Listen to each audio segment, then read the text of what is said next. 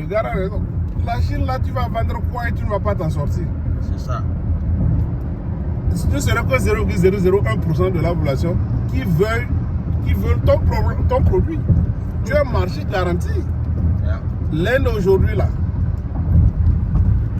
quand les Français font les manifestations, leur gouvernement ne dit rien.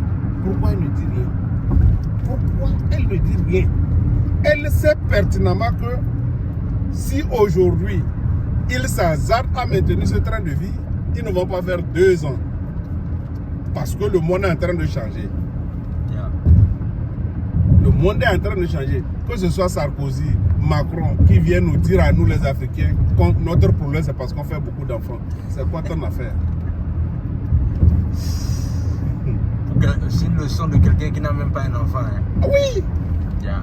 Donc, les dirigeants français, il y a une vidéo qu'on a publiée avant-hier, là, je sais pas, je l'avais même mis sur mon truc, où les gens, je doute que ce soit les tox, parce que ça représente l'état d'esprit du blanc, surtout du français, à tel renseigne qu'on ne pouvait même pas.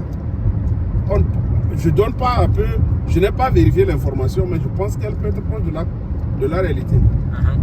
C'est une conversation qui a été hackée, selon ce qu'on a dit. On a hacké une conversation entre les dirigeants français qui disent que le Mali c'est pour eux. Le Mali c'est pas pour la Russie. Le Mali.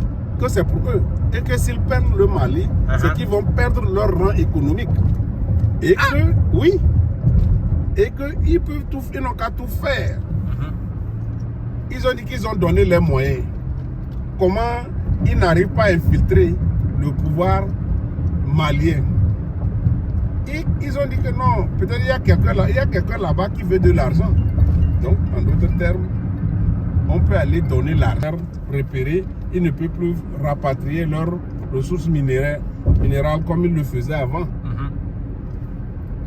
Ça. Mais dans tout ça là, qu'est-ce que les Africains eux-mêmes peuvent faire à leur niveau pour que les choses changent? Mais c'est l'éveil de la conscience, qu'on le veuille ou pas. C'est l'éveil de la conscience. Aujourd'hui, ce que les Burkinabés, les Béninois et les Maliens sont en train de faire là, c'est parce que toute la population est derrière. Parce que quand tu écoutes la vidéo, ce qu'ils sont en train de dire, nous ne pouvons rien faire. Il faut trouver les brebis galeux, c'est-à-dire l'Africain qui aime aujourd'hui le luxe. On peut lui offrir l'argent et il va faire notre boulot. C'est ça. Ça a toujours été comme ça. Quand tu vas voir certains Africains, certains Maliens qui sont en France, qui vont s'attaquer au gouvernement malien, tu seras hébété. Et par contre, quand les Français font de n'importe quoi, tu n'entends pas ça. Mais le problème, c'est que peut-être que nous-mêmes aussi, déjà il y a l'éveil de conscience. Mais en même temps aussi, le problème, c'est peut-être que nous, les Africains, nous aussi, on a peur. Parce que je te prends un exemple simple. Normalement, la logique aurait voulu que ce qui est en train de se passer au Mali, au Burkina et en Guinée, tu vois un peu, ça aurait pu faire en sorte que nous, les Africains qui voulons sortir de la zone francophone et du franc CFA, ça aurait été un moyen pour nous de faire bloc derrière ces nations-là pour qu'on arrive à sortir de l'engrenage français, en fait. Oui, mais c'est ce que nous disons, c'est quoi? L'Africain, le blanc le connaît très bien. Quand un Africain va à l'école, il a le diplôme. En conséquence, quand on discute, il avance son diplôme pour se légitimer. Donc ça veut dire que pour un Africain, s'il n'a pas quelque chose que le blanc a fait sortir, pour s'ajouter, il ne vaut rien. Voilà. Donc, et il y en a toujours parmi nous des gens qui pensent que la meilleure boisson sur terre, c'est du champagne. Ça, c'est un. Notre problème, il faut que nous en parlons, comme nous parlons aujourd'hui, pour que les uns et les autres se rendent compte que non, ce que je suis en train de faire, c'est ce que nos aïeux avaient fait. pour vendre certains parmi nous. Donc, ce n'est pas si évident. Ce n'est pas si évident parce que pour un Africain, tous les moyens sont bons pour tuer un chien. Quand il est riche, il a tous les honneurs. Et je ne sais pas, parce que nos sociétés avaient été dirigées par les rois ou quelque chose comme ça, où l'homme attache plus d'importance aux hommages, à la soumission des autres que aujourd'hui tout le monde est intéressé. Et là, quand je fais une esquisse pour voir, pour le Sénégal aujourd'hui, aujourd'hui on parle de 50 personnes qui sont décédées. 50 personnes, ça fait au moins, supposons que chaque personne devrait faire un enfant. Donc ça fait 100 personnes de perdues. Et ça veut dire que l'Afrique perd 100 personnes. 100 personnes parce que quelqu'un est allé à la présidence, il a vu que quand il passe, on applaudit.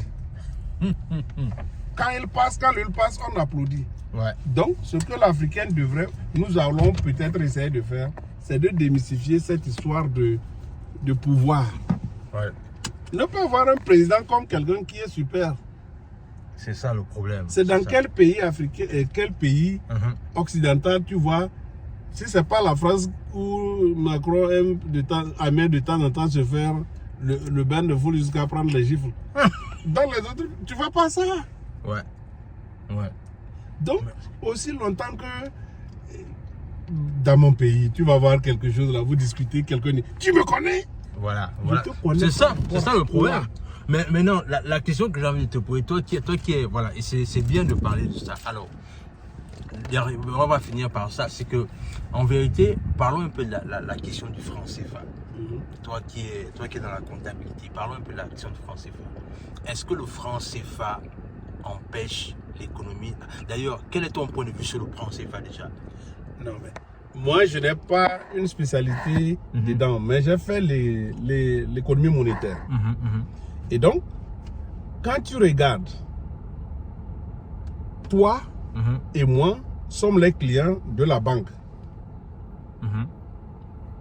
Quand nous nous adressons à la banque pour faire le prêt là, à quel taux d'intérêt on nous fait? Quand le banquier, celui qui travaille à la banque, veut un prêt pour s'acheter une voiture, c'est à quel taux on lui fait? Tu comprends, non? En d'autres termes, nous avons la richesse, mais elle est détenue par quelqu'un. C'est le banquier. Tu vois? Quand tu vas déposer l'argent sur le compte de quelqu'un en banque, tu peux le faire. Mais tu ne peux pas retirer sur le compte de quelqu'un. C'est ça. Ou bien, de façon terre à terre, c'est que le banquier est le propriétaire de l'argent. Bien sûr. Tu peux déposer le jour que tu veux retirer tout, on te dit qu'on ne peut pas te donner tout. Tu n'as nulle part à faire. Ça, c'est du point institution bancaire, ça. Maintenant, moi, je garde ton argent. J'ai le droit de l'utiliser et pour te le rembourser. Je veux te destituer, je veux te faire du mal. Tu peux faire le prêt de ton argent pour financer tes ennemis. Vrai ou faux? Bien sûr. Sur ce plan, on est sur l'aspect politique, destitution, tout ça là. Donc, ton argent me sert à te faire du mal. Sans laisser que je peux gagner les commissions sur ton argent. Prendre ton argent, réinvestir et gagner chose. Sans parler du fait qu'il y a le différentiel, le différentiel entre les taux d'échange. Sans parler de ça, c'est trop technique ça. Le plan terre à terre. Vous allez voir que quand on a dit, quand Gbagbo s'entêtait, qu'est-ce qu'on a fait? On a refusé de mettre l'argent à Gbagbo. Qui a refusé? C'est l'émetteur. Bien sûr. Donc, d'une façon simple, on cesse de nous dire que c'est stable. Stable par rapport à quoi? C'est ça. Posons-nous la vraie question. Aujourd'hui, quel est l'argent que le Mali a pour se fournir le matériel qu'il a? C'est là. C'est là se trouve la question. Donc, l'argent n'est que la représentation ou bien l'image de la richesse d'un pays, l'image de tout ce que le pays a. Parce que pour émettre, il faut voir la production que vous faites et couper l'équivalent. C'est-à-dire si votre industrie produit 1 milliard, c'est-à-dire les biens qu'on peut vendre 1 milliard, donc alors ça peut générer une création monétaire de 1 milliard. Bon, c'est moi qui décide de créer ça. C'est moi qui crée pour vous. C'est moi qui garantis la valeur de cet argent. Vous me présentez une mine qui vaut 1 milliard, je vous dis que non, non, non. Selon moi, ça vaut 100 millions.